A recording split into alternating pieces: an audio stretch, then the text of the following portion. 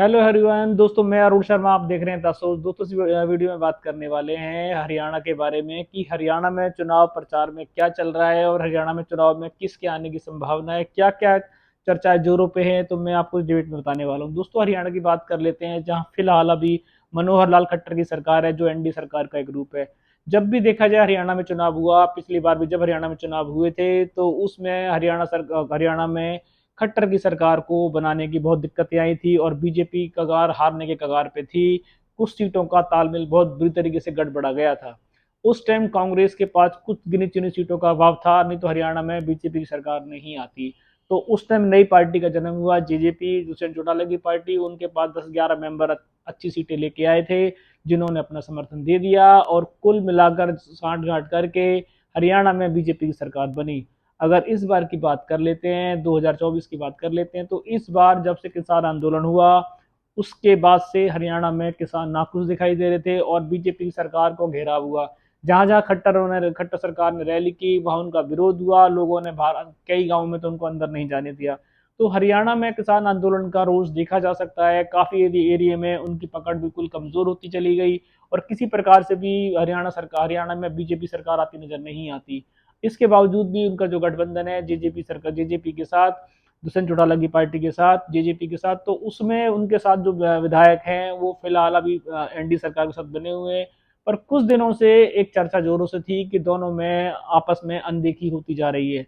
खट्टर सरकार सूत्र बताते हैं कि बीजेपी खट्टर सरकार जेजेपी के साथ इलेक्शन नहीं लड़ना चाहती, वो अपनी पावर को आजमाना चाहते हैं।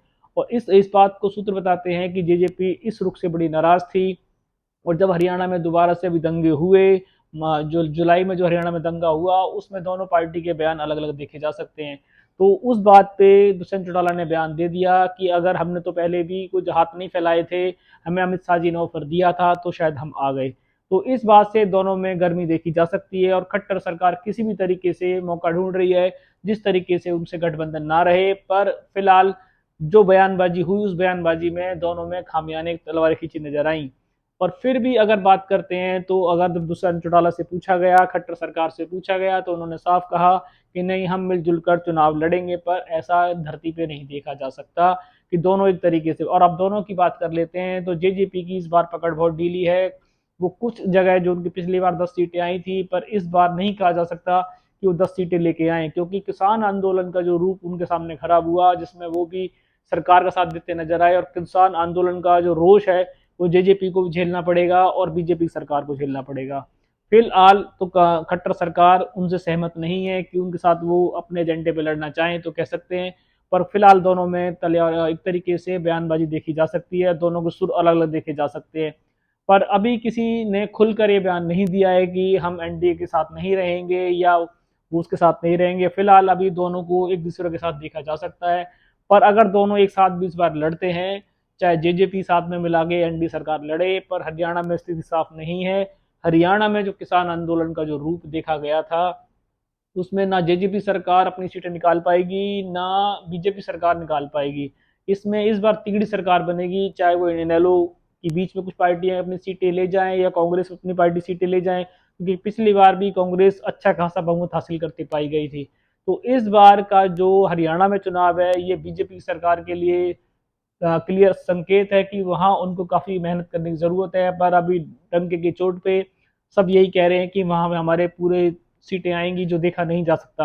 अपना अपना बयान है, वो कह सकते हैं, पर उसमें अभी भी ग्राउंड जीरो में काफी टाइम है, काफी 4-5 महीने का जो वक्त है, उसमें जेजेपी अपने आप को कितना स्ट्रॉन्ग कर पाएगी, खट्टर सरकार अपने आप को कितना स्ट्रॉन्ग कर पाएगी, क्या इनमें आपस में बयानबाजी बंद हो जाएंगी, क्या ये एक बिल्कुल चुनाव इलेक्शन से डेट से पहले ये क्लियर कर देंगे कि हम अलग अलग लड़ेंगे, ये भी एक बयान सामने आ सकता है। अगर ऐसा कुछ होगा तो देखा जा सकता है। फिलहाल अभी बयानबाजी जोरों से है और वो शायद चाहते हैं कि किसी तरीके से दोनों पार्टी अलग अलग लड़े। तो दोस्तों, अभी हरियाणा की स्थिति हमने आपको बता दी है, इसमें काफी सारी चीज चेंज होनी है। हरियाणा में अगर कोई और बदलाव होता है चुनाव में, जेजेपी अपना रुख अलग अपनाती है या बीजेपी अपना अलग रुख अपनाती है, हम आपको टाइम से पहले बताएंगे, क्योंकि अभी चुनाव का प्रचार रथ चारों तरफ घूम रहा है। अभी हमारी टीम नए स्टेट के लिए वर्क कर रही है, उसमें क्या भी प्रतिक्रिया चेंज होने वाली है, कहाँ का पब्लिक का जो ओपिनियन आएगा वो हमको बताएंगे। राजनीति की जो पकड़ हम लेके आ रहे हैं, आपको इजीली आपको समझ में आएगी और हम चाहते हैं कि आप हमारा साथ दें। अगर आपको राजनीति में कुछ और सुनना और देखना चाहते हैं, जिस एरिया में आप पूछना चाहते हैं, हम उसके लिए आपको खबर ला के देंगे। फिलहाल इस पे बहुत सारी डिबेट हैं जो 1002 बजे तक आपको मिलेगी। तो दोस्तों, अगर आप चैनल को सब्सक्राइब करना भूल गए तो आप इसको सब्सक्राइब कर सकते हैं, हमारे हैंडल को लाइक कर सकते हैं, ताकि हम आपके साथ बने रहें और आपके लिए एक से एक अच्छी वीडियो ला सकें। दोस्तों, फिर मिलते हैं चुनाव की नई चर्चाओं के साथ। तब तक अपना ध्यान रखें। नमस्कार दोस्तों।